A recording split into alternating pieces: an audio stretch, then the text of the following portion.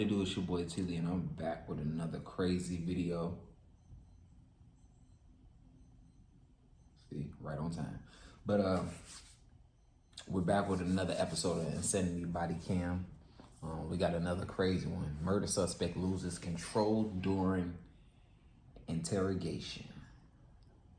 I don't know what he did, but like I always say, find you something legal to do and stay the hell out the way. You know what I'm saying? Before we get started, make sure y'all like, subscribe, turn on that post notification bell. We're on the road to 100K subscribers. Let's get into it. This is 35 minutes long. If you get cut off, any of that, you know, put the full video below. Just to let y'all know.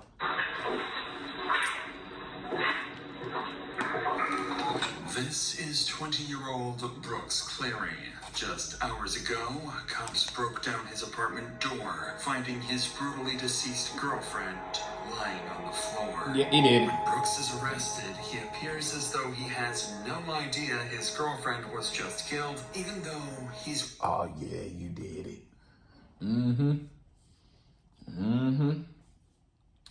He did it. Anybody with that type of smile, but once he sober up, you already know they get to looking crazy in court like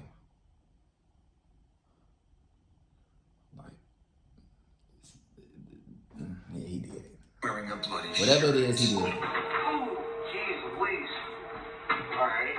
Is she okay? There's nothing other than her that I care about. Like, I don't understand. Oh, Haley's deceased. What? What are you talking about? What? As the interrogation continued, Brooks's strange behavior only deepened detectives' suspicions, and it quickly became clear that something was very wrong with him. Definitely, he wearing a champion shirt like that. Yeah.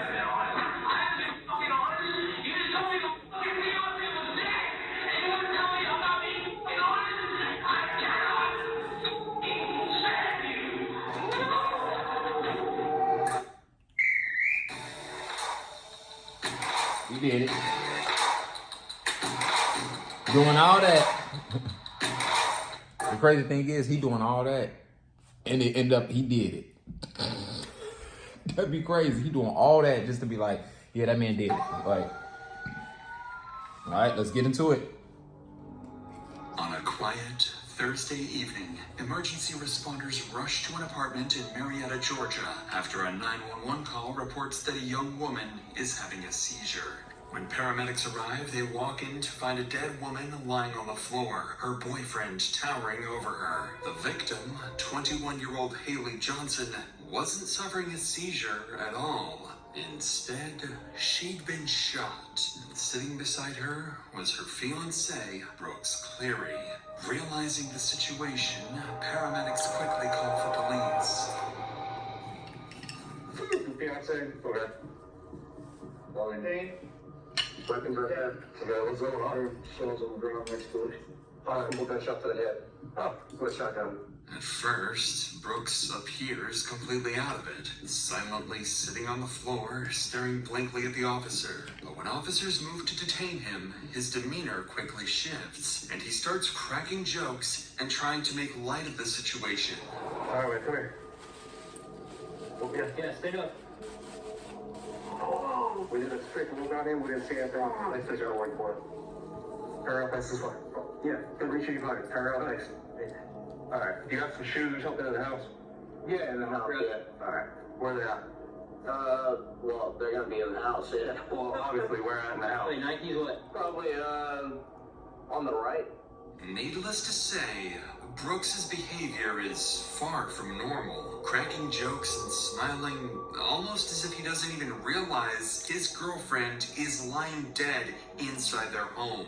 To officers, it seems obvious that Brooks had killed Haley, but what they don't know is that he'll ultimately walk away with no murder charge. What they also don't realize is that Brooks is heavily intoxicated, so out of it that he doesn't even seem to understand what's happening or that Haley is dead. Where was he when we first came up? Sitting right next to her. Right next to her? Yeah. Okay. He seems pretty hysterical. Yeah, he's an active person. Yeah. He's too happy with somebody. Yeah. We turned her. Okay. went to field the back, and I went right in. Okay. Where was the shell? Inside. So it's up there. Well, she was laid like this, just a little bit further back. Shotgun was right here. Splatter, brain is behind the couch. I've got fragments over there.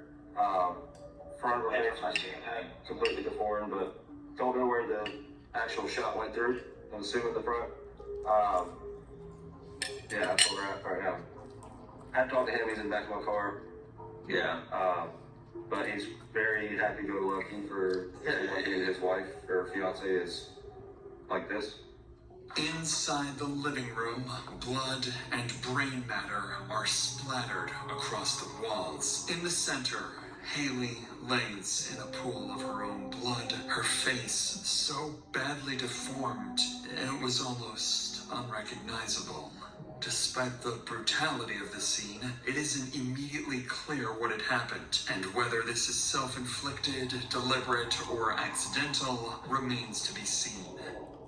After securing the scene, officers prepare to transport Brooks to the station for further questioning. But just as they're getting ready to leave, a neighbor steps forward, claiming he'd heard what happened in the moments leading up to the shooting. And what he said didn't quite add up with what Brooks would later reveal in his interview. So you said about 10 o'clock, what you said? Yeah, I was 11 o'clock. But they're out here already. Oh, no, he was just sitting down there. Okay, sitting upstairs. Right. No, okay. No, trying to get full off the situation. Okay, and that's when the leasing agent was out here with him also? Mm-hmm. Oh, okay, but none of the police or fire department were with him. Oh, okay. So what did he tell you again? Like, like how they, like, she was speaking out, like how they was doing. Okay. Simple stuff. I saw it in yellow too. I said, whoa. Yeah, they always lead into something different than it.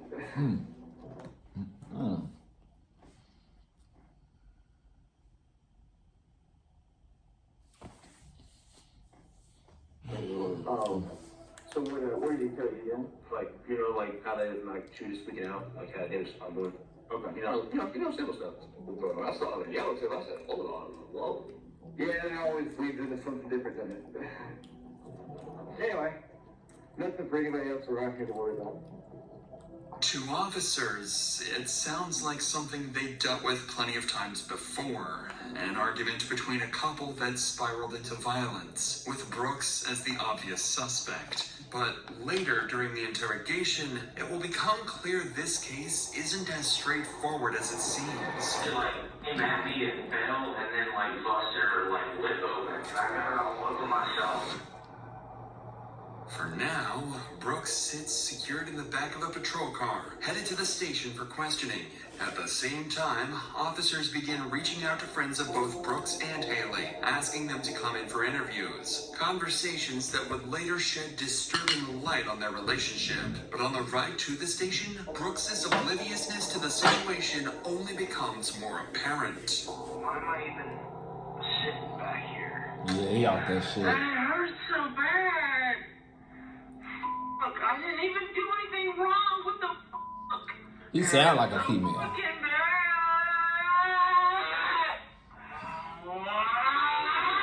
Yeah, he did that shit. Let me out of these handcuffs, dude. I didn't even do anything fucking wrong. This is absolutely retarded. An abuse of power is what this is. I can't. I can't feel my hand. Is she okay? Alright, that's all I'm worried about. Honestly, she's my fiance. You sure? There's nothing other than her that I care about. I don't understand. As Brooks is driven to the station, it seems he doesn't even realize his fiancée is dead.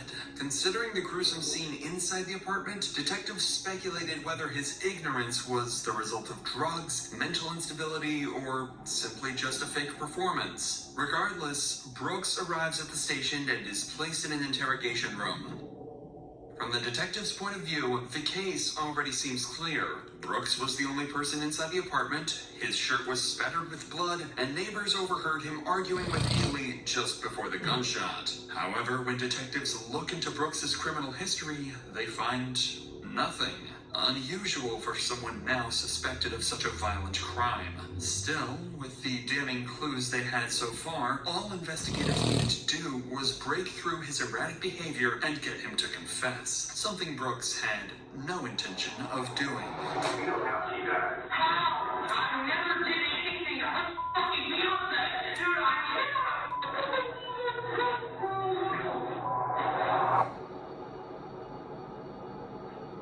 Let the bullshit begin. Detective Mason. I'm very sorry about everything you're going through tonight. So, part of our protocol on a scene. She's scared as hell. She don't even want to sit down. No, I didn't have a gun go off. Okay. Well, but yeah, no gun went off. That's me. Like ever. So, I'll be here to talk about everything that happened. We'll have some questions for you. I was just confused by that. Just minutes into the interrogation, Brooks is already making bizarre claims, insisting that no gun ever went off despite clear evidence on the scene suggesting the contrary. But as the questioning continues, Brooks' story only grows stranger, completely contradicting what officers had witnessed firsthand. How do you and Amy get along? Great. He's my best friend in the whole world. Like, yeah. So the reason we're here is obviously the reason why we responded to your apartment and everything. So we just want to hear everything that happened. Trying to leave out no details, just like from the very beginning to us right here at the table, just walk us through the entire day. Well, me and my fiance woke up. We woke up at like 11:30, 11:45. So we're watching TikToks and don't eat anything. No. You didn't have any breakfast or lunch? No. No, that I can recall, at least. We're not very big on eating, you know? So don't talk to anybody at all. Very suspicious. Very suspicious. Yeah, lock this man up. We already know he did it. But I just want to see the twist at the end and stuff. What, you know, that's the hardest hell. What head ass. But I don't want to say too much, so that's why I ain't really pausing. Because this could, I don't know.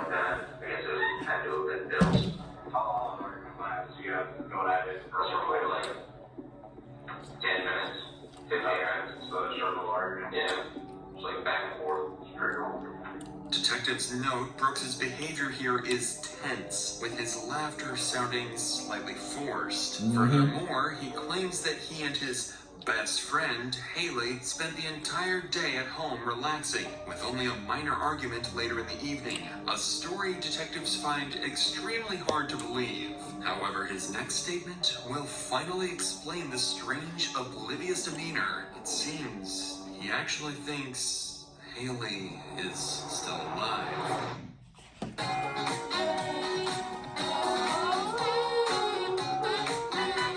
Come on now, my dude. You blacked out. You shot her. And you thought it was something else. Well, you know what you did. But before we continue, sometime security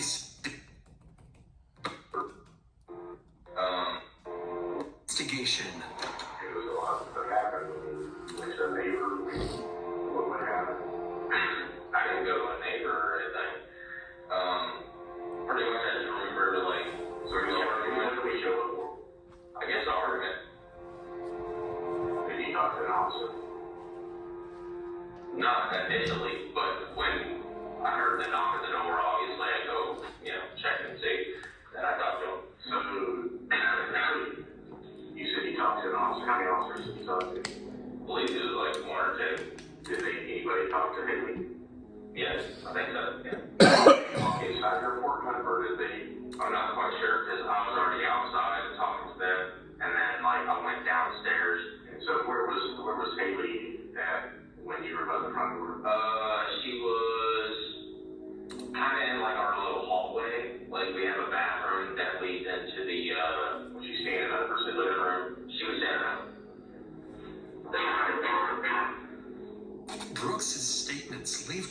is baffled. He insists that when officers first arrived, Haley was standing in their hallway. An impossible claim, since both police and paramedics clearly found her lying dead on the living room floor. Were you drinking this weekend, or were you drinking anything? Well, I mean, I had, like, a beer. I'm about to... Y'all white motherfuckers always be killing me with that. Y'all always be lying and be like, well, I had a few beers or two, and I had a few beers or... No the fuck. Even a beer ain't gonna save y'all. Y'all be thinking like, well, if I say beer, it's not gonna be sound serious. You can get drunk off beer too. I've seen people get lit off beer. Like, still not gonna save you. So, it's not like any time goes out of it. We're not smoking any weed or anything. I don't care. We're not. No, trust me, I don't do that. They were like, what happened? And I told them what happened. And then they were like, okay, well, let me just get your hands behind your back. And I was like, okay. Where was she playing? Like in the hallway, like in between like the... you said she was standing up? Yeah, like in the hallway, in between the bathroom. What was she in need of? Huh? What was she in need of? She was like screaming at me and she was like hitting me. And I was like, what do you like need? And then she like came at me and fell and then like busted her like lip open. And I was like, I picked her up and I was like, are you okay? Like, what the fuck? And she was like, yeah, I'm fine, I'm fine. And like started pushing me off. And I was like, no, like, come here, like, are you okay? Like, blah, blah, blah. And I started crying and shit because like I never really seen her like bleed like that. And I got her all over myself. So she was okay. Get your dumb ass out of here. You well aware, because how you know? For the most part, like I was like, okay, I'm gonna go answer the door. She was like, okay. So I go answer the door, and it was police. Okay, so you're not under the influence of anything? No. I'm kind of confused. I mean, it was kind of confusing to start with. So, do you have any weapons or anything in the house? Oh yeah, I own a shotgun. You didn't talk to anyone else besides this is you and Haley argument. No one else came up there and talked to you. No one came in your apartment. No, you know we talked to the neighbors, right? Yeah, I'm sure you probably did. No, not that I remember. Yeah, that laugh was the nervous laugh. Neighbor talk to me? I bet you if his mama could look at the camera like, yeah, he's lying. He always does that when he do that. Yeah, lying bastard. Did you go to anybody's house? No. Lying bastard. You not have any doors? No. Why would I knock on someone's door? That doesn't even make any sense. As you might expect, Brooks's statements continue to baffle detectives. So much so that they begin to suspect he might be under the influence of something. But strangely, his barrage of bizarre claims made it nearly impossible for detectives to get a straight answer or a confession. And in the end, it would help him avoid a murder charge. But for now, detectives need to figure out if he was deliberately acting or genuinely impaired. So they decide to confront Brooks directly about what substances he had taken that day. So, what kind of beer did you drink tonight? Yes. How many did you have? One and a half. And again, how much marijuana did you smoke tonight? No. I mean, are you under the influence of something? Or do you think we're stupid? I can't figure out which one. I don't think you're stupid. I'm not ever under the influence of anything. I'm just saying, like, I don't understand why I'm even sitting here right now. You don't understand why you're sitting here? We have blood all over you. How did that happen? Yeah, because she busted her fucking face, dude. Was she standing up and crying on you? Yeah. She was? Yeah, and then she, like, sat down on the futon and I was holding her like this. So when did the gun go off? What gun? Okay, don't play games with me. What gun? The shotgun. It never went off. You can go test it for forensics right now, dude. I'm really, like, confused at why I'm even still sitting here. Am I free to go? No. No? I'm not being detained? Okay. For what? By now, detectives suspected Brooks was deliberately lying. He claimed Haley split her lip on him, denied any gun went off, and even insisted that she was alive when paramedics arrived. With each bizarre statement, it becomes clear that getting a confession out of Brooks was going to be nearly impossible. Yeah, His story it was. was scattered, contradictory, and at times completely delusional. So detectives paused the interview to collect gunshot residue from his hands and discuss a new strategy. Build a website you love with Wix.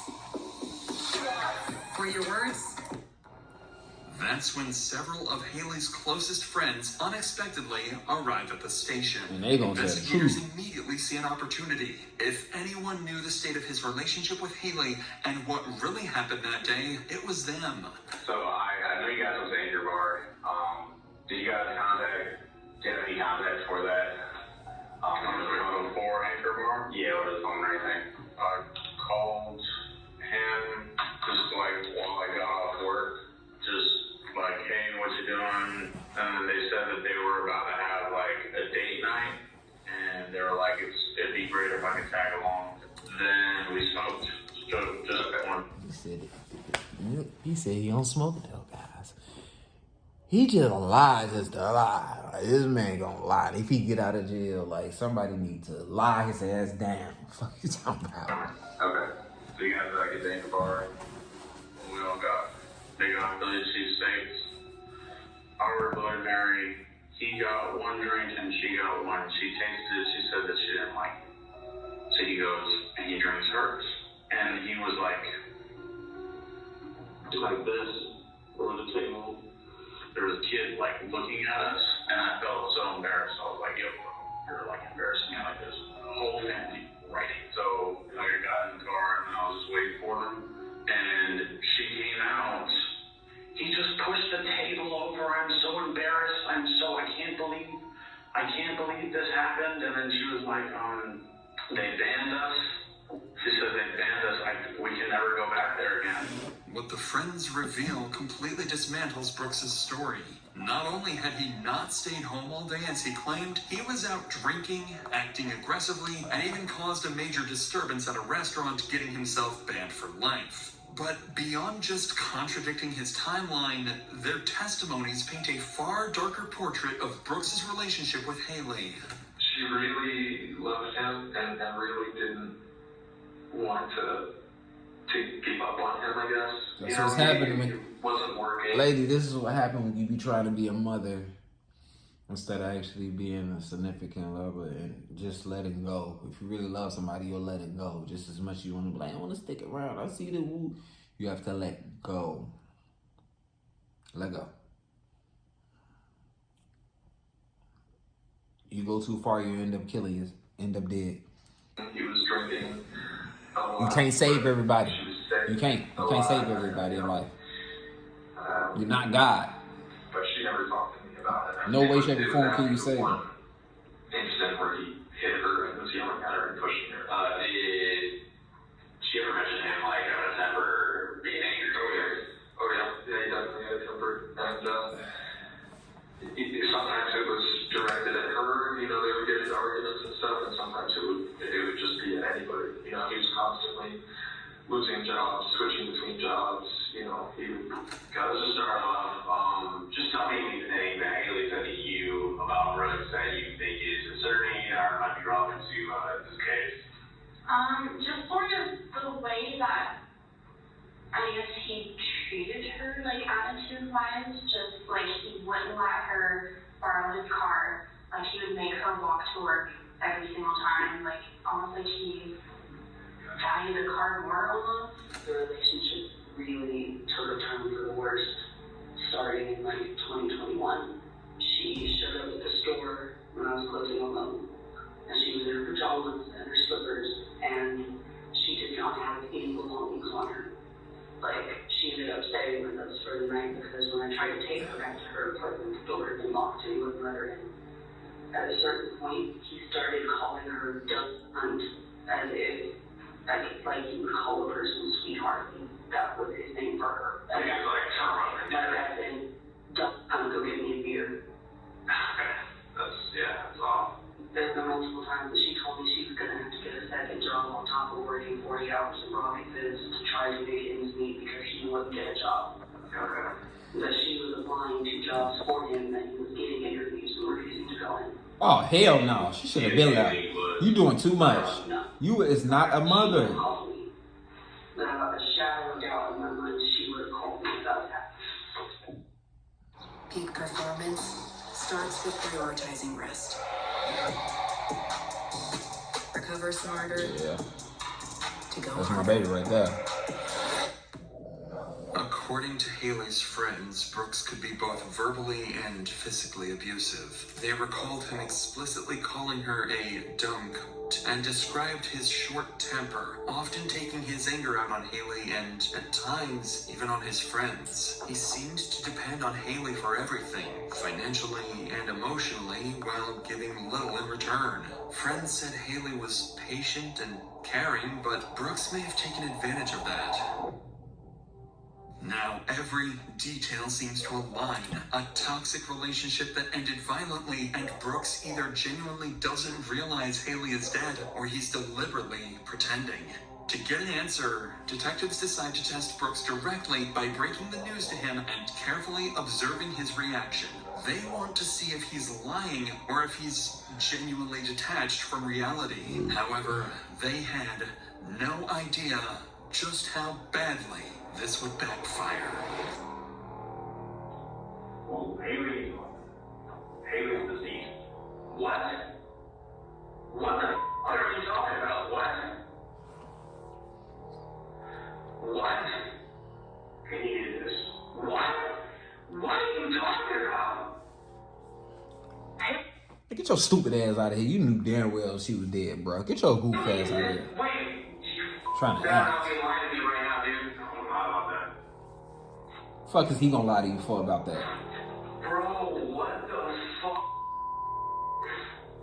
Are you serious? God, dude, what the fuck? What happened? What is... So you said she had a bloody lip and you were sitting on the futon and you were holding her. That's where we left off. What if I told you your wife was dead right now and then I was like, that's where we left off? You... Shut the f*** up. I can't... Are you serious? She's actually gone? She's gone. And you know that. Shut your f***ing face, dude.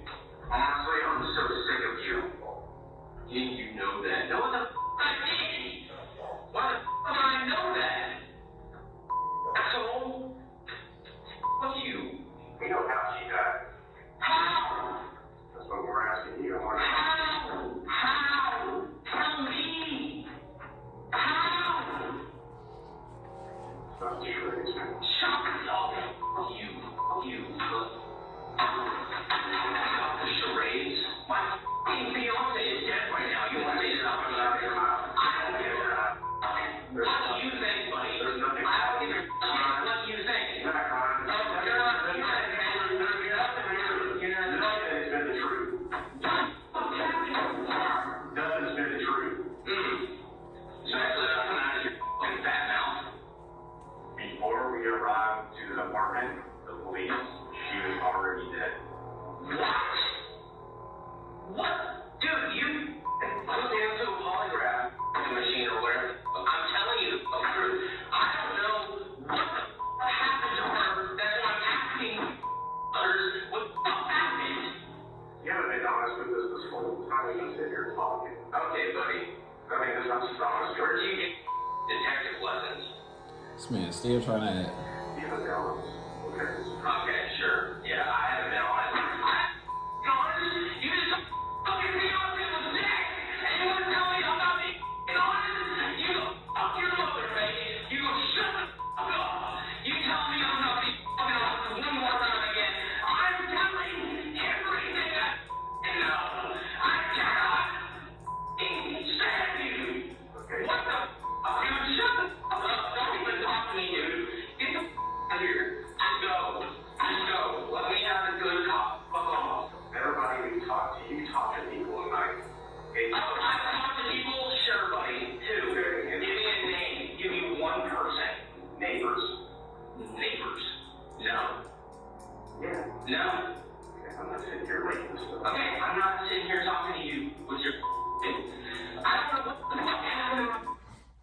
right, man. Y'all seen that? I'm gonna put the full video below because I'm about to finish this my damn self. Because I want to see what's really for that. I'm gonna put the full video below. I appreciate y'all though that be watching. Appreciate everybody that be tuning in, man. Make sure y'all like, subscribe, turn on that post notification bell. We on that road to 100K subscribers. And I'm out.